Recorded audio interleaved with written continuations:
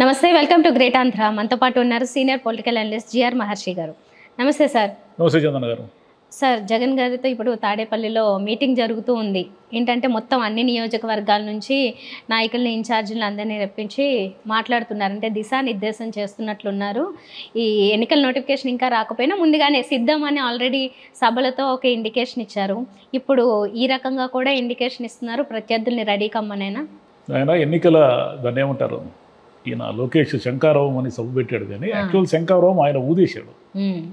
ఎన్నికల శంకారావం వాడు స్టార్ట్ అయిపోయింది. కానీ తమాష ఏంటంటే కొద్ది రోజుల క్రితం, అంటే ఒక 15 రోజులు నెల రోజుల క్రితం కూడా సిచ్యువేషన్స్ ఎలా ఉండేటువంటి, ఇట్లా ఈయన నియోజకవర్గ ఇన్ఛార్జీలు మార్చడము, ఏదో అక్కడి నుంచి ఇక్కడ వాళ్ళని, ఇక్కడి నుంచి అక్కడ వాళ్ళని, కీలకమైన నాయకులు కూడా టికెట్లు లేవనడము, ఇలా అన్నీ మనకి ఎలా అనిపించిందంటే జగన్ ఏదో ఆత్మరక్షణలో పడినాడు, ఆయనకి ఏదో భయం పట్టుకుంది ఓడిపోతానని అనే మూడు ఒక దశలో క్రియేట్ అయింది నిజం చెప్పాలంటే. కానీ ఆ మూడు కాస్త ఇప్పుడు ఎలా ట్రెండ్ తిరగబడిందంటే, యాక్చువల్గా ఆయన ఆత్మరక్షణలో పడినాడని మనం అనుకుంటున్నప్పుడు హఠాత్తుగా ఆయనే దాడి చేసే మూడ్లోకి వెళ్ళాడు. మొన్న రాప్తాడు సభ కానీ ఈ సిద్ధం సభలు ఒకసారి మనం అన్నీ గమనిస్తే ఎవరు అంటే జనము తరలింపుతూ వస్తారు అనేది ఒక అజంప్షన్, కానీ ఎవరికైనా చంద్రబాబు గారికైనా ఈయనకైనా జనాలు వస్తారు అనేది కాదు. కానీ ఆ రేంజ్లో జనాల్ని సమీకరించడం కూడా చిన్న విషయం కాదు. వాళ్ళు వచ్చిన వాళ్ళలో ఎక్కువ మంది కార్యకర్తలు స్వచ్ఛందంగా వచ్చిన వాళ్ళు అనే ఒక పిక్చర్ రావడంతో చాలామంది కన్ఫ్యూజన్లో పడినారు. అంటే చంద్రబాబే ఆత్మరక్షణలో పడినాడు అనే ఒక మూడు ఇప్పుడు క్రియేట్ అవుతుంది. చంద్రబాబు ఏమిటంటే ఇంకా పూర్తిగా సమాయత్తం కాలేదు. ఈయన ఏం చేస్తున్నాడంటే ఈరోజు మీటింగ్ పెట్టాడు. సరే, రేపు చంద్రబాబు వాళ్ళు కూడా పెడతారు, మీటింగ్ల గురించి కాదు. ఈ మీటింగ్ ప్రధాన ఉద్దేశం ఏమిటంటే, ఇప్పుడు నడుస్తూ ఉన్న మీటింగ్ ప్రధాన ఉద్దేశము 175 నియోజకవర్గాల నుంచి ఆ నియోజకవర్గ బాధ్యులు కానీ, ఎమ్మెల్యేలు కానీ, ఉన్న మినిస్టర్లు కానీ, ఎంపీలు కానీ, మొత్తం కీలకమైన నాయకులంతా రావడంతో పాటు ఆ నియోజకవర్గ ఇన్ఛార్జీలు, సమన్వయకర్తలు, ఇలా వివిధ దశల్లో పనిచేస్తున్న వాళ్ళందరూ సుమారుగా 1400 మంది దాకా ఈరోజు అటెండ్ అయ్యారు. వాళ్ళకి ఎన్నికల నిర్వహణ వీటి మీద దిశానిర్దేశం చేస్తారు జగన్ అని అంటున్నారు. కానీ నిజానికి దిశానిర్దేశము అంటే అక్కడ ఎవరికి అందరికీ ఎన్నికలు ఎలా నిర్వహించాలో తెలిసిన వాళ్ళే. వాళ్ళు ఎవరు ఎన్నికలు కొత్తగా వెళ్తున్న వాళ్ళు కాదు, అందరికీ ఎన్నికలు ఎలా నిర్వహించాలో తెలుసు. అయితే మరి ఈ మీటింగ్ యొక్క ప్రధాన లక్ష్యం ఏమిటి అంటే, జగన్ గారు ఏం చేస్తున్నారు అంటే ప్రతి నియోజకవర్గాన్ని ఒక జల్లెడబడుతున్నారు. అంటే ఉదాహరణకి ఒక 2 లక్షల మంది ఓటర్లు ఉన్నారు అనుకోండి ఒక నియోజకవర్గంలో. 2 లక్షల మంది ఓటర్లు ఉన్న నియోజకవర్గంలో గట్టిగా 1,60,000, 1,50,000 వరకు పోల్ అవుతాయి. 100% ఎక్కడ పోల్ కావు అని అనుకుంటే 1,60,000 ఓట్లలో గెలుపుకి ఎంత అవసరము? గట్టిగా 80,000 నుంచి 1,00,000 ఓట్లు వచ్చితే, అంటే నేను రఫ్ ఫిగర్స్ చెప్తున్నా. ఒక నియోజకవర్గంలో 2 లక్షలు ఉండొచ్చు, 3 లక్షలు ఉండొచ్చు, అది కాదు. రఫ్ ఫిగర్ ఎట్లా చెప్తున్నానంటే, 1,50,000 ఓట్లు పోలైతే దాంట్లో ఒక 80,000, 85,000 ఎవరికి ఓట్లు వస్తాయో వాళ్ళు విజేత, అంతే కదా. నీకు ఒక ఓటుతో గెలిచినా విజేతే, ఒక ఓటుతో ఓడిపోయినా పరాజితులే. కాబట్టి ఈయన ఏం చేస్తున్నాడంటే మొత్తం ఆ నియోజకవర్గంలో తన వల్ల లబ్ధిదారులు ఎవరు వాళ్ళ ఓట్లని అలా సమీకృతం చేసి ఒక పని చేస్తున్నాడు. అంటే ఒక 10,000 మందో 20,000 మందో ఈయన లబ్ధిదారులు ఉన్నారు అనుకుందాం. వాళ్ళందరినీ సమీకృతం చేసి వైసీపీకే ఓటు వేసే విధంగా ఈ 5 ఏళ్లలో మీకు వచ్చిన బెనిఫిట్స్ ఇవి, ఈ 5 ఏళ్లలో ఆయన మీకు ఇవన్నీ ఇచ్చాడు, మీరు వైసీపీ కాకుండా ఓటు వేస్తే ఇవి మీకు రేపు రాకపోవచ్చు, రేపు ఇవ్వకపోవచ్చు. అంటే ఎవరికైనా వ్యక్తిగత భయం ఉంటుంది. మీకు ప్రజాస్వామ్యము ఏవేవో ఎన్ని పెద్ద మాటలు మాట్లాడినా ఒక ఓటర్, సామాన్యమైన పేదవాడైన ఒక ఓటర్కి ఏం భయం ఉంటుందంటే తనకు వ్యక్తిగతంగా వస్తున్న లాభం దక్కుతుందా దక్కదా అనే భయమే ఉంటుంది. ఒక 70 ఏళ్ల ముసలావిడికి మీరు చెప్పే ఏవి ఎక్కవు. ఆమెకి జగన్ విధానాలు సరిగా లేవు, జగన్ రోడ్లు సరిగ్గా లేదు, ఇవేమీ ఆ మైండ్లో ఉండవు. ఆమెకి ఏముంటుందంటే నాకు నెలకు వచ్చే 3,000 రూపాయలు పెన్షను రేపు ఎన్నికల్లో ప్రభుత్వం మారితే వస్తుందా రాదా, అదే ఆమె క్వశ్చన్.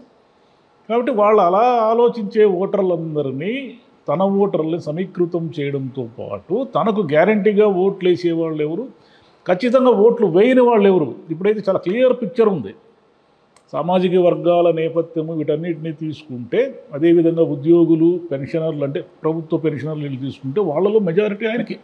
వ్యతిరేకంగా ఉన్నారు. ఒక నియోజకవర్గంలో వాళ్ళు ఎంతమంది ఉంటారు, ఎంతమంది ఉద్యోగులు పోస్టల్ బ్యాలెట్ ద్వారా ఓటేస్తారు, ఎంతమంది వాళ్ళ కుటుంబ సభ్యుల్లో మనకు వ్యతిరేకం ఓటేస్తారు, ఇదంతా కూడా ఒక కంప్యూటర్లో డేటా లాగా ఆయన జల్లెడ పెట్టి అవన్నీ సిద్ధంగా పెట్టుకొని ఉన్నాడు. అంటే వీళ్ళు పెట్టుకోలేదని కాదు నేను చెప్పేది, ఆయన గురించి మనం మాట్లాడుతున్నాం, మీటింగ్ వైసీపీ గురించి కాబట్టి. పెట్టుకొని ఆయన దీన్ని ఎలా ఆ నియోజకవర్గాల్లో నాయకులు ఎవరెవరు మన వైపు ఉన్నారు, ఎవరు మనకు లేరు, రేపు తెలుగుదేశం వ్యతిరేకత, జనసేన వ్యతిరేకత ఎవరు మనతో కలుస్తారు, ఎవరు కలవరు, దీనికి నిధుల సమీకరణ అంటే చాలా ఉంటాయి కదా. పైకి మనం ఎన్ని ప్రజాస్వామ్యము ఎన్ని కబుర్లు చెప్పినా నిధులు అనేవి చాలా కీలకంగా పనిచేస్తాయి. ఈసారి అర్బన్ నియోజకవర్గం అయితే 50 కోట్ల రూపాయల ఖర్చు పెట్టే పరిస్థితి వచ్చింది ఈసారి. అదే రూరల్ అయితే 30 నుంచి 40 కోట్లు, అర్బన్ అయితే 50 నుంచి 70-80 కోట్లు ఖర్చు అయ్యే పరిస్థితి ఉంది ఈరోజు. అంటే లబ్ధిదారులు ఉండొచ్చు, ఎవరైనా ఉండొచ్చు, ఏమైనా ఉండొచ్చు, కానీ ఓటుకు డబ్బులు ఇవ్వకపోతే ఎన్నికల్లోకి పోయే పరిస్థితి ఈరోజు అయితే లేదు. కాబట్టి ఇవన్నీ ఆయనకు తెలుసు. ఇది కాకుండా బూత్ నిర్వహణ అనేది చాలా కీలకమైంది. బూత్ నిర్వహణ అంటే ఏమిటంటే, ఉదాహరణకి ఆ నియోజకవర్గంలో ఎన్ని బూతులు ఉన్నాయి, అంటే చాలా గ్రామాలు ఉంటాయి కదా, ఆ గ్రామాల్లో ఒక గ్రామంలో 2 బూతులు ఉన్నాయనుకుంటే ఆ 2 బూతుల్లో ఉన్నటువంటి ఓటర్లు ఎంతమంది, ఈ ఓటర్లని అక్కడ ఉన్న ఆ బూత్కి నిర్వహించే వాళ్ళకి ఎవరికి బాధ్యత చెప్తే ఆ ఓటర్లో మన ఓటర్లు ఎంతమంది, మనకు ఖచ్చితంగా ఓటేసే వాళ్ళని ఎలా రప్పించుకోవాలి, ఈ ప్లానింగ్ అంతా ఉంటుంది. రేపు అక్కడ కూర్చున్నప్పుడు ఒకవేళ అటువైపు వాళ్ళు ఏదైనా దాడికి పాల్పడినా లేదంటే దొంగ ఓట్లు వేసినా ఏం చేసినా కూడా దాన్ని మనం ఎలా ఎదుర్కోవాలి. అంటే దొంగ ఓట్లు వీళ్ళు వేస్తారు వాళ్ళు వేస్తారు అనుకోండి, అదేమి అక్కడ ఉన్న బూతులో వెసులుబాటుని బట్టి ఉంటుంది. దొంగ ఓటు మీన్స్ ఏదో ఒక రకంగా వేరే వాళ్ళ ఓటు వేయడం అనమాట. అవి కూడా జరగకుండా ఉండవు. కానీ వీటన్నిటినీ ఈయన దిశానిర్దేశం పేరుతో ఊరికి చెప్తాడు. అదే ఆయన ఇవన్నీ ఇంత డెప్త్గా ఆయన చెప్పినా మనకు బయటికి ఏం రావు. ఎందుకంటే అక్కడ వాళ్ళ సమావేశం కదా, సమావేశంలో ఏం జరుగుతుందో ఏం జరిగింది అనేది పిన్ టు పిన్ ఎలా వస్తుంది, వాళ్ళు చెప్తే తప్ప, వాళ్ళే వీడియో టెలికాస్ట్ చేస్తే తప్ప రాదు అది. కాబట్టి ఈ అన్ని దృష్ట్యా మనకు ఈరోజు అర్థమవుతున్నది ఏమిటంటే, ఆయన ఆత్మరక్షణ నుంచి తానే దాడి చేసే దిశగా వెళ్తున్నాడు. అంటే మొదట మనం దాడి చేస్తే అవతల వాళ్ళు ఆత్మరక్షణలో పడతారు కదా. ఈ మీటింగ్ యొక్క సారాంశం కూడా అదే. సో ఈ మీటింగ్కి దాదాపు 1400 మంది ఎంతో హాజరయ్యారని అనుకుంటున్నాను. ఈ మీటింగ్లో ఏమన్నా ఇంపార్టెంట్ విషయాలు కేవలం వైసీపీ వాళ్ళకే తెలియాల్సిన విషయాలు లీక్ అయ్యి ఇంకేమన్నా జరిగే అవకాశాలు ఉంటాయా? ఏమి అంటే అట్లా ఏమి అంత రహస్యాలు ఏమి ఉండవు. ఎందుకంటే వైసీపీ వాళ్ళేమి ఇతరులతో చెప్పుకోకుండా ఏమి ఉండరు కదా. వ్యూహం ఒకటి అది అక్కడ చెప్పిన ఏది ఒక్కటి క్యాబినెట్లో విషయాలే బయటకు వచ్చేస్తాయి, ఏం మాట్లాడతారు ఏం మాట్లాడలేదని. కాబట్టి ఆ వ్యూహాలు అవన్నీ వీళ్ళకి తెలుస్తాయి వాళ్ళకి తెలుస్తాయి. కానీ మనం అది కాదు. కానీ ఇప్పటికి కూడా ఆయన మీకు గమనించండి, నియోజకవర్గ బాధ్యులని ఇన్ఛార్జీలని పెట్టాడే కానీ ఇతనే మా క్యాండిడేట్ అని చెప్పలేదు ఇప్పటి వరకు. అంటే ఇంచుమించు వాళ్ళే ఉంటారు కాబట్టి క్యాండిడేట్లు ఆఖరి నిమిషంలో కూడా మారే ఆప్షన్ ఉంటుంది. అంటే ఎవరికైనా ఉంటుంది, అటువైపు పార్టీ వాళ్ళకైనా ఉంటుంది, ఇటువైపు ఉంటుంది. కాబట్టి ఆ వచ్చిన వాళ్ళందరూ మీరే అభ్యర్థులు అనే మాట లేదు ఇంకా. కానీ మీరు ఆ నియోజకవర్గంలో పోయి పనిచేయాలి, మీరు ఆ నియోజకవర్గంలో చేయాలి. వ్యూహం అంటే ఏం లేదు. తనకు వ్యతిరేకత ఉందనే విషయం జగన్కి స్పష్టంగా తెలుసు. ఎవరు అమాయకులు కాదు కదా. పేపర్లు చదవకుండాను పరిస్థితులు ఆయనకి బోలెడంత నెట్వర్క్ ఉంటుంది కదా, రకరకాల ఇంటెలిజెన్స్ అని, ఆయన సొంత సర్వేలని, అవని ఇవని. ఖచ్చితంగా ఆయనకి వ్యతిరేకత ఉన్నమాట వాస్తవం. కానీ వ్యతిరేకతను దాటుకొని ఎలా ఎప్పుడైనా 51% వచ్చిన వాళ్ళు విజేతలు అనే కీలకమైన సూత్రం ఉంది కదా. 49 మంది మనల్ని వ్యతిరేకించిన 51 మంది మన వైపు ఉంటే చాలు. లెక్కలు అవి, అర్థమెటిక్స్ కదా.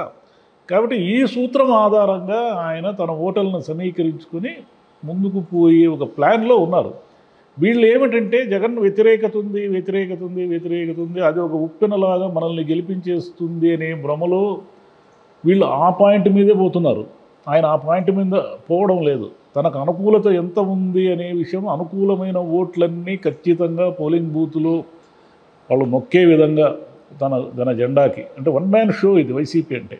మీరు గమనించండి సార్, రేపు ఇంతకుముందు జరిగిన సిద్ధం సభలు కానీ లేక రేపు జరిగే సిద్ధం సభల్లో కానీ ఆయన ఒక్కడే ఉంటాడు, ఆయనే ఉంటాడు. పెద్ద పార్టీ గుర్తు కూడా పెద్దగా దాన్ని విభత్సంగా ఏమి డిస్ప్లే చేయరు. మీరు గమనించండి, ఫ్లెక్సీలు కానీ ఇవన్నీ కూడా అదేవిధంగా ఆ నియోజకవర్గంలో ఎంత పెద్ద నాయకులు, ఎంత కీలకమైన నాయకులు ఉన్నప్పటికీ కూడా వాళ్ళకు సంబంధించి పెద్ద ఇది ఉండదు, ఎక్స్పోజర్ ఉండదు.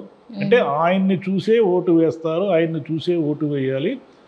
గెలుపైనా ఓటమైనా దాన్ని మొత్తం ఈసారి ఆయన జగన్ గారే మోయాల్సింది. ఆయన మీదే గేమ్ నడుస్తుంది సార్. Right sir. చూద్దాం సార్ మరి ముందు ముందు ఇంకేమి ఎలాంటి మీటింగ్స్ జరుగుతాయో, ఇన్ఛార్జీలనే అక్కడ నాయకులుగా ప్రకటించబోతున్నారా, ఏం జరుగుతుంది అనేది. Thank you sir. ఎన్నికల నోటిఫికేషన్ వస్తే తప్ప ఆయన ఏం ప్రకటించడం, మీరేం దాని ఏం లేదు. ఓహో, ఓకే. అప్పటి వరకు వెయిట్ చేయాల్సిందే అందరూ. Right sir, thank you. Thank you అమ్మా.